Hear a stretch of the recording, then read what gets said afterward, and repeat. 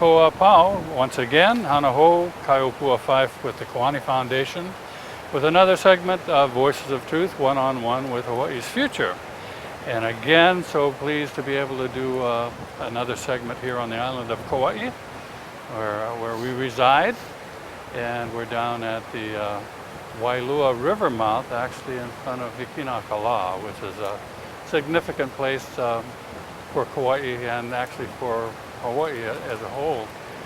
Today we also have with us as our esteemed guest, Hale Mawae. We're going to introduce you to him, and we'll find out who he is and what he does and how he contributes to his community. Hale, aloha, aloha kawa. Aloha mai. Yeah. Mahalo for being here. Mahalo for having me here. Yeah, it was a great opportunity, and I'm so glad we could make this happen. I think it's important for a lot of our younger people to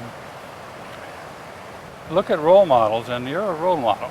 You know, I mean, like it or not, I mean, the things that you've involved yourself in and chosen to participate in, your educational path, everything that's created who you are today is important because a lot of people, you know, in our community are so busy with the day-to-day drudgery of getting from one meal to the next, paying one bill after another, that they don't have some of the luxuries that we have of participating on a broader scale and focusing on projects that benefit the community, which I think you're totally involved in many different ways.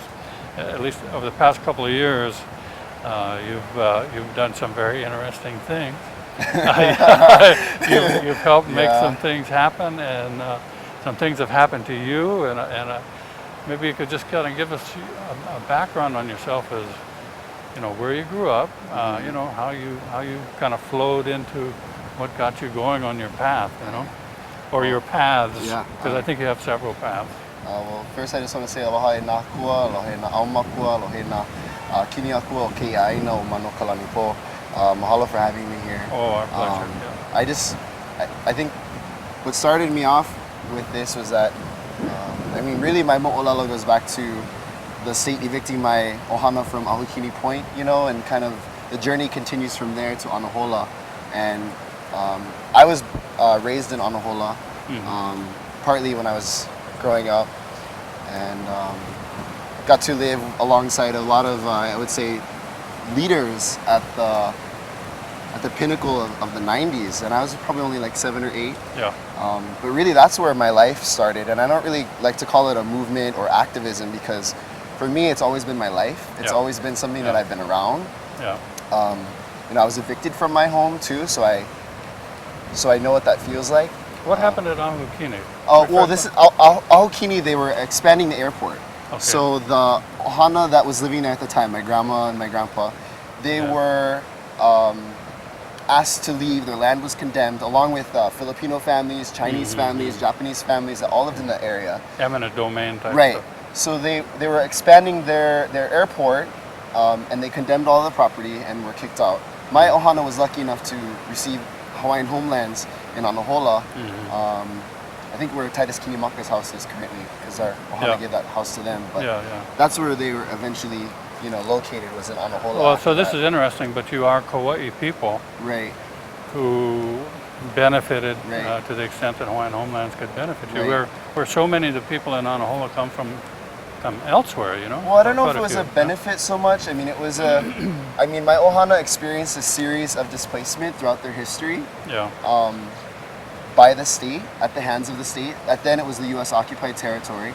But that is my history of my ohana. So in going through that, I still live with that eha today, and that feeling within my na'au that I have no aina, I've been displaced from my aina, I've been disconnected from my kupuna and my ancestors. Very personal. And so for me, it's not a movement. It's something that's been a continuation throughout my history of my ohana. Yeah, it's your makeup. So, it's your background. It's inside you. Yeah. So if I were to not act upon that kuleana of doing what I've done in this last year, then I would be denying myself, you know, my ohana, my roots, where I come from, your kuleana, and who makes me who I am. Yeah. So it's really important. But you know, like in Anahola, I mean, I don't think my parents ever really wanted me to grow up around that kind of friction and that kind of conflict in my life. Yeah. But really, if that hadn't happened to me at that age, it wouldn't have shaped me and made me as strong of a person as I am today.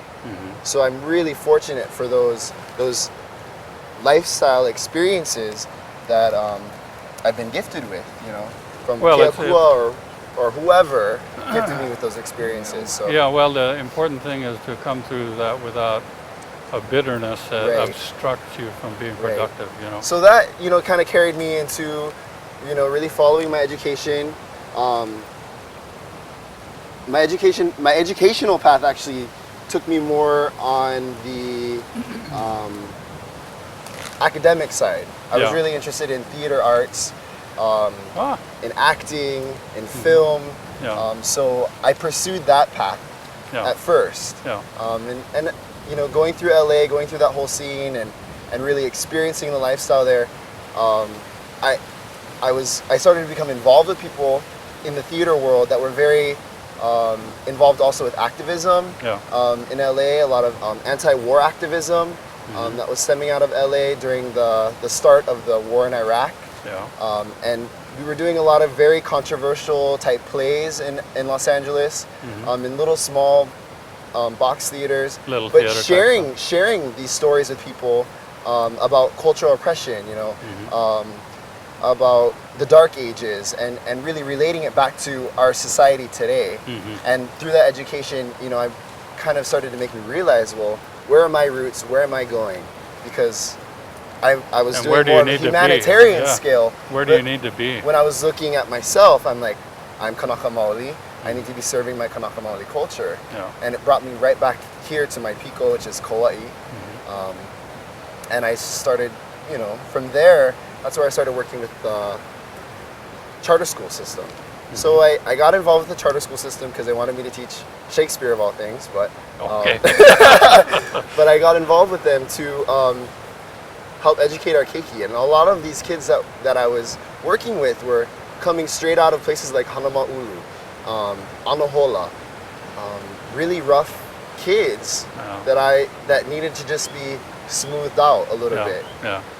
And that had so much mana'o and so much mana from their own experiences and their own struggles in life that I really it just clicked in me to say, you know what, something needs to be done. How am I going to fulfill my kuleana to these keiki that are going to be coming up right after me? And how am I going to show them the right path to walk? And so I worked there for about 2 years, helping to develop curriculum, working with, you know, a majority of Kanaka Maoli students, teaching them protocol, helping to do project-based learning. We did a study of Homai Kava'a over here in just north of Kapa'a at Kelia. And we just talked story about how are we going to be proactive in protecting our environment, protecting different things, and that's really what got me kind of on that role. After about 2 years of working there, then I decided I needed a break for myself personally, just because it was such an overwhelming experience. I mean, I don't know if there's any people out there that work in the charter schools, but it's a lot of work. You wear multiple heads. You know, you're the counselor, you're the bus driver, you're the teacher, you're their parent sometimes in some cases. You're the uncle, you're the auntie. Whatever it is you have to be. You're the kumuhula. You know, you have to wear so many different heads that it becomes tiring. So I decided to take a year off. And at the time, it was the Super Ferry was coming in here, and a lot of people were really getting active with environmental issues that were happening on Kauai, with overdevelopment, with overcrowding of places. There's not enough affordable housing for people. Scale problems. Huge scale problems that were stemming from, you know, what I would say is now the economic crisis that's happening, but it was kind of the lid on the cap that was about to, you know, explode all over everything. So it really pushed me to want to get involved. So I took the year off. I said, these are some issues that I really want to fight. I started writing. I started talking to people, just trying to be really proactive in a positive way that was going to influence change. Yeah. Because our islands, our entire Pai'aina needed so much change. Yeah. Interesting thing to me about the Super Ferry here on Kauai, and that as I watched it unfold and it culminated in the blockade down at the harbor and so forth, was this was not just Kanaka Maoli. I mean, this was a community-wide, island-wide. Right. I mean, there were people involved in that who might not otherwise bump into each other and say hello on the streets. I mean, there were generations, small kind kids, Right. who had huge impacts on their lives, I know, Right. from their participation in I it. mean, I can say that for myself. Like, I had some of my own students, wanting to go into the water. Some of my own Kanui Kapono students going, Yeah. we want to be there. We want to make a change happen too. How do we do that? Yeah. Kumu? Yeah. How Yeah. do we make a change happen? Yeah. How do we fulfill our kuleana where we're at right now? Mhm. Because they felt helpless. Yeah. And I think a lot of people felt like that. But they felt the drive that they had Right. to do something. They just needed to Right. know how they could participate. Yeah. I mean, Kanui Kapono is what helped me to transform myself into being not only a teacher, but a culture practitioner, and valuing that side of me, that cultural side of me, Mhm. everything that's around us that's cultural. Mhm. And Well, let me ask you, Yeah. while you're on that subject, is before you left to go to America, what was your extent of involvement as far as cultural awareness? Were you participating with halau, or where were you at before you? prior to leaving, Yeah. I had participated with the Napuno Eau program Mhm. since I was probably like in 7th or 8th grade. Yeah. I had gone through multiple programs with them, videography, cultural, Sure. music, melee writing ones, Mhm. which really pushed me to move forward.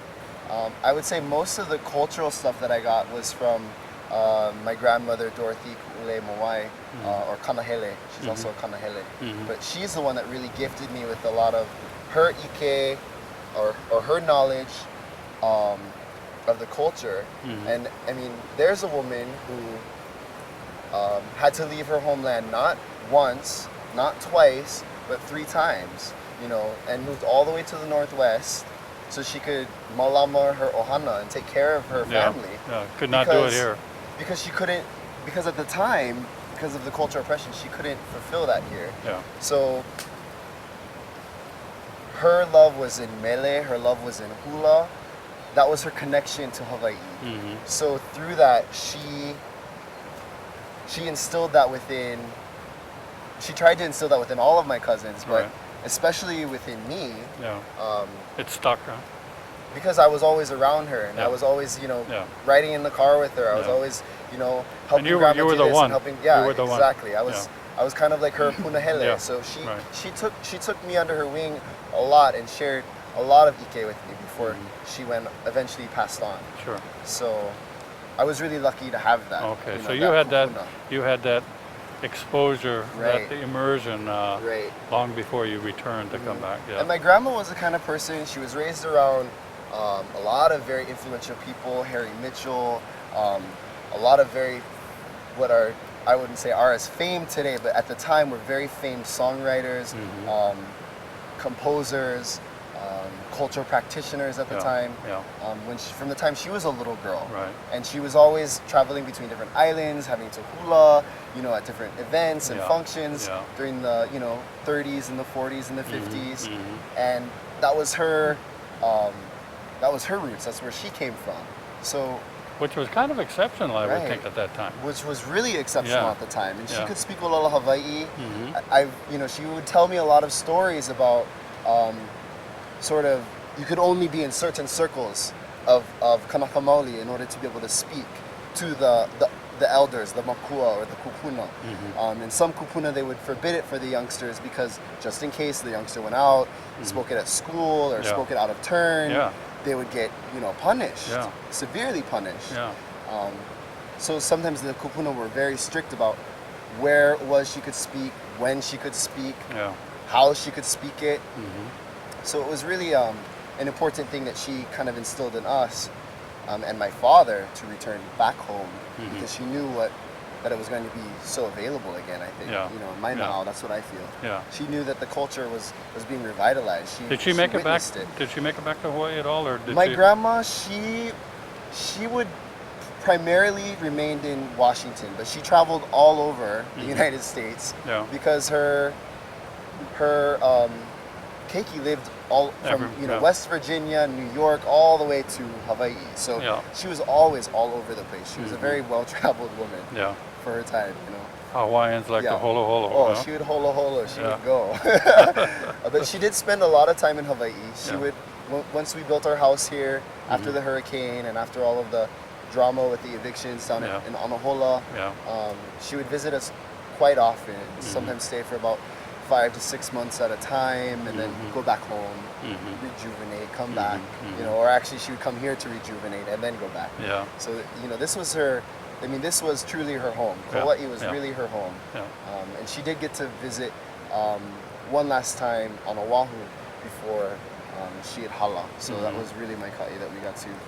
So during your time in Honolulu, were you there when, for instance, when the Michael and Sandra Grace's couple of buildings got bulldozed? Oh yeah, I was one of those Hanabata kids running Yeah, around. you were down there. Fishing, Yeah. throwing net, watching the uncles, Yeah. learning whatever I could, helping to feed all the animals. Mhm. Planting trees, planting a lot of the things that were bulldozed down. Yeah.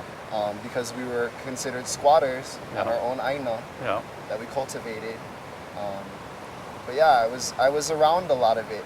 At the time, though, you just It's just kind of rolling one day after another. Huh? yeah, It's just the kind experience is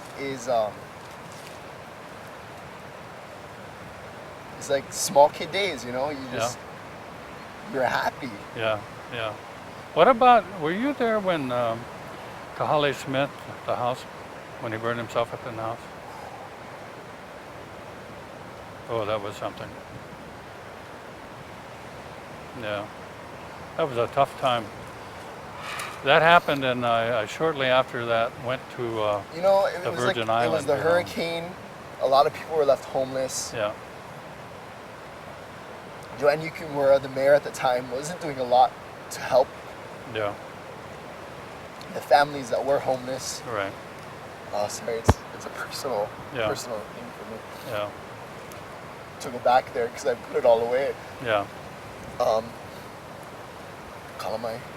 But a lot of the families that were living on the beach at the time, they weren't part of the movement. They weren't part of the sovereignty thing. No. They were just trying to survive. They're trying to get by.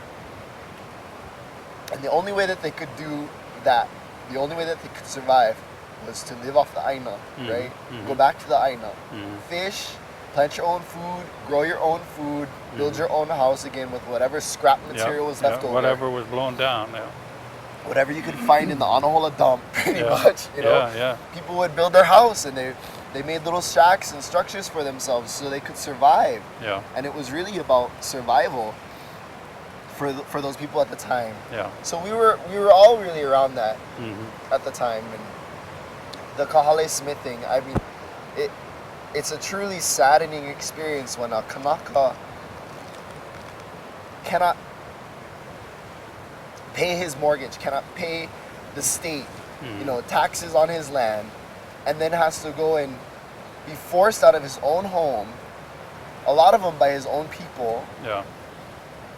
to be forced out onto the street, and Mhm. a lot of us were around it. I was lucky that my parents tried to keep me, somewhat away from all of the chaos that was happening Right. at the time, because there was Mhm. so much eha in Yeah. Anahola. Yeah. And there was so much hurt feelings and mixed emotions about Mhm. everything that was going on, because Mhm. everyone was struggling and hurting. Yeah. But I didn't, for me growing up, I always tried to keep I'm sure my parents tried to keep me at a safe distance away from Sure. a lot of that stuff that was Sure. happening. Sure. But still, it does affect you, and it does happen. Oh, It yeah. does shape who you are, even Yeah. though you weren't connected to it at the time. Yeah. Yeah. You still were, because Yeah. you were there and you were around it and Yeah. you were around those people. Yeah. So Well, the thing that was really frustrating about Kahale's situation is that,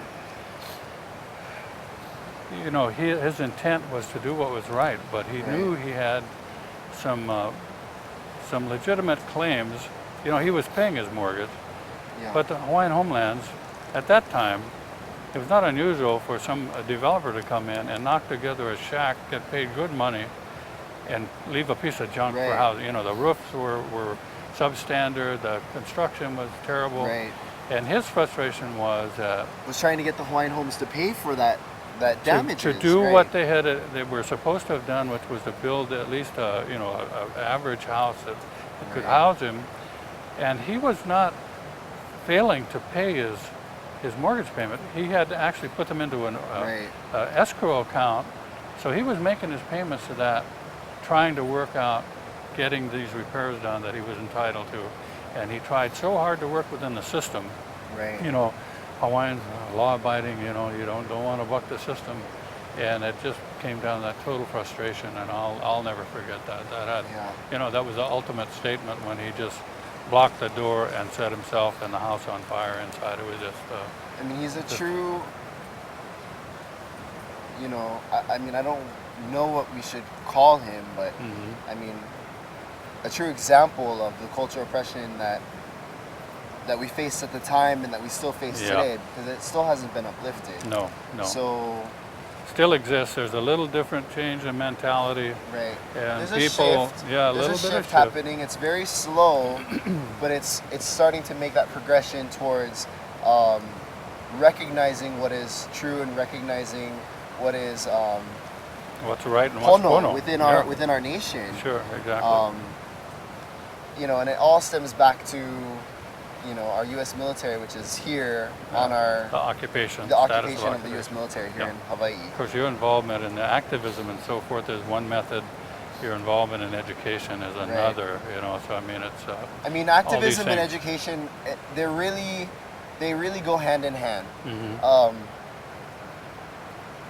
I think some of our best educators, our best leaders from, you know, over time, Joseph Navahi, Mrs. Campbell, a lot of these figures that we necessarily don't know in our Hawaiian history, in our mo'olelo of Hawaii, those are our true leaders that make us who we are. So in looking to them, in following them by their example of how they led throughout history, we have to follow in those footsteps. We have to look at their documents that they wrote. We have to read the things that they've put down for us to follow. They've already articulated it. Because they've articulated it for us. We just need to enact upon it. And that's why activism and education is so important, because without education, you don't have activism because you don't know what you're fighting for. Without the activism and that progression forward, and knowing that education, you don't have a movement. So it's super important to be within the classroom, and expressing yourself and having your haumana express themselves in a way that really shows progression. In culture, in olelo, in hula, in mele, in all of it, every aspect of our culture. So they can understand and take what we have and move it forward. You know, put the U.S. occupying military in check for the next generation. You know, I think about when you go back to the generation, you talk about Navahi and Mrs. Campbell and so forth. One thing that I thought was a major breakthrough for a lot of Hawaiians was the petitions. You know, because a lot of people who had kind of avoided the issues until the petitions came to light didn't realize that they were getting a message from their kupuna, from their ancestors, who stated their claims and were bringing it forward. And to a lot of people, it was a message from the past saying, you got to keep the flag up, and you got to keep the movement going forward. The nation moving forward, the Lahui continuing on. And Navahi was such a so ahead of his time Mhm. to resist America's occupation. I mean, and he suffered for it severely. Yeah, yeah. He suffered for it severely. I mean, he was in prison for, I think, almost 5 years. Yeah. Within the U.S. military's brig. Mhm. There he contracted tuberculosis and shortly thereafter died because of he believed so strongly in his nation and he believed so strongly in his people. Yeah. You see those same kind of models around the world. Right. You know, talk about imprisonment, prolonged imprisonment, oppression, health conditions that have, and some of them coming out the other end and still being the models for their countries. You know, African leaders, Gandhi, all these kind of things, and really we're talking about the same level of movement. Right. You know, the same level of dynamics, but here in Hawaii. And I think we're coming out of that real slump, and with folks like you, young people, coming forward and picking up the, you know, continuing the battle, the educational process and the momentum, I think we're going to do all right. I feel very optimistic. Mahalo. Thank you very much. Thank you very much. Yeah. Mahalo. So we'd like to thank Hale Mawae for being here with us here today on Kauai, sharing a little bit of his past and his passion, a little bit more of his passion regarding what's made him who he is and how so many of us here in Hawaii have experienced the same thing. We just have to recognize it. Once again, my name is Kaiopua Fife with the Kiwani Foundation. Proud to bring you another segment from Kauai, Voices of Truth, one-on-one with Hawaii's future. And we'd like to tout our affiliation with the Free Hawaii Broadcasting Network, and we'll have some information for you at the bottom of the screen that tells you how to learn what's going on and find out what your kuleana is and help build your community as our proud young people are doing now today. Mahalo again, Hale. Mahalo. Hui ho, kako. Hui ho.